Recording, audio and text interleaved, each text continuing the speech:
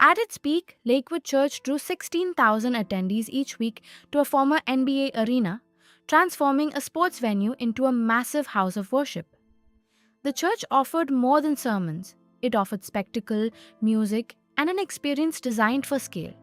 Lights, sound, and seating were meticulously engineered to engage every sense.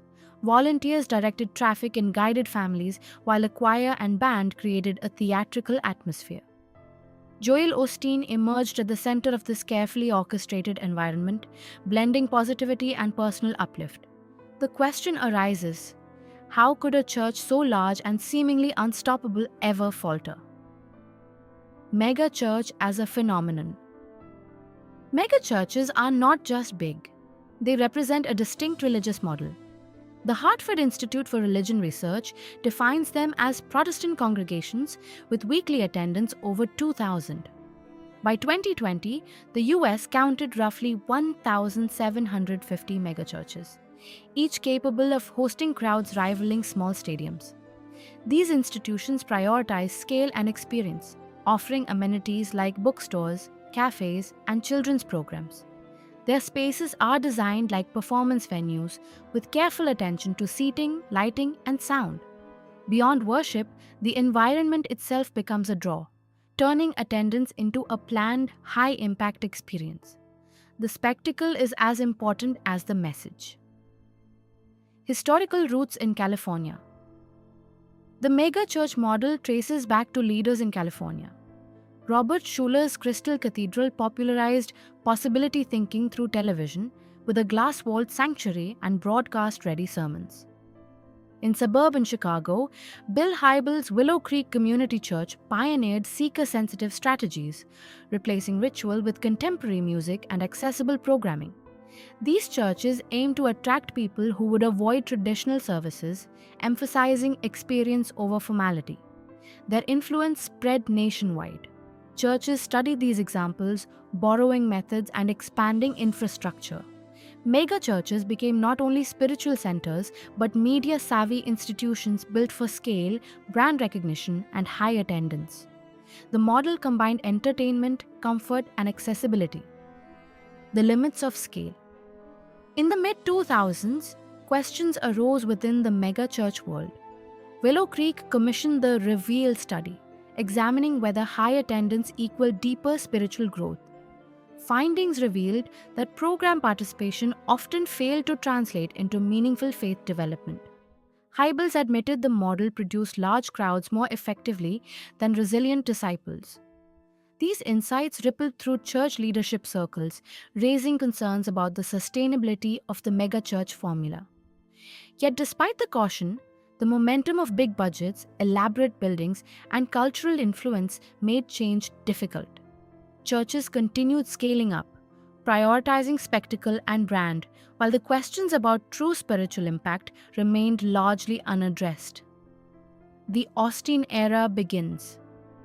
In 1999, John Osteen passed away, and his son Joel, previously a television producer, assumed the pulpit. By October, he became senior pastor, bringing a new style shaped by broadcast sensibilities. Joel shortened sermons, softened language, and emphasized positivity, destiny, and God's favor over sin and repentance. Attendance surged as the church's media reach expanded nationwide. Books, television broadcasts, and a polished public image amplified Lakewood's appeal. Faith became less about doctrine and more about personal uplift. This shift shaped Lakewood's identity for decades, turning hope and encouragement into the core of its message. The congregation grew both physically and symbolically, embodying the mega church ideal. A $95 million transformation. In 2005, Lakewood invested $95 million to renovate the former NBA arena, creating a purpose-built worship space for over 16,000 people. The renovation included theater-style seating, high-end sound systems, expanded children's areas, cafes, and a large lobby. Funded entirely by donations and capital campaigns, the project reinforced the church's commitment to spectacle and scale.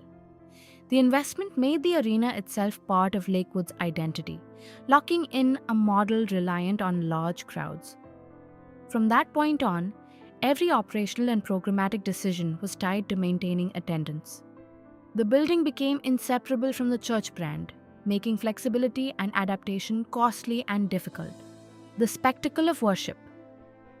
Lakewood's campus functions like an entertainment venue, with crowds, music, and lighting designed to create a theatrical experience. Choirs rise behind stages, bands appear from lifts, and giant screens display lyrics in close-ups. Volunteers direct parking, greet attendees, and provide assistance across the arena. The environment fosters energy, belonging, and a sense of occasion, making worship feel like a shared cultural event. For many, the appeal lies as much in the experience as in the message. The church's success demonstrates the power of design and spectacle to shape faith engagement, but it also ties its fortunes closely to audience expectations. Cracks in public trust. In 2017, Hurricane Harvey tested Lakewood's reputation. When the church initially reported its facility was inaccessible, critics accused it of exaggerating the impact. Images circulated suggesting parts of the campus remained dry, raising questions about transparency. The church later opened its doors as a shelter and mobilized volunteers to assist flood victims. While relief efforts ultimately helped thousands, the episode exposed how easily public trust could be challenged. When spectacle and messaging meet real-world crises, credibility matters. The event revealed that even the most carefully engineered church experience is vulnerable to scrutiny, and faith institutions must navigate perception alongside practice. Pandemic challenges. In 2020, the COVID-19 pandemic forced churches nationwide to close. Americans who reported never attending services jumped from 26% to roughly 35%. Long-standing habits dissolved, and many congregants never returned. National data showed fewer than half of Americans were part of a house of worship for the first time in modern history. The closures highlighted a structural vulnerability in mega-churches. Attendance-driven models struggle when physical gathering is impossible. Even a well-known institution like Lakewood faced uncertainty. The pandemic revealed that scale and spectacle cannot fully replace the relational, spiritual, and adaptive elements necessary for sustaining long-term engagement. The risks of leader-centric identity. Lakewood's story mirrors other churches where identity revolves around a charismatic leader.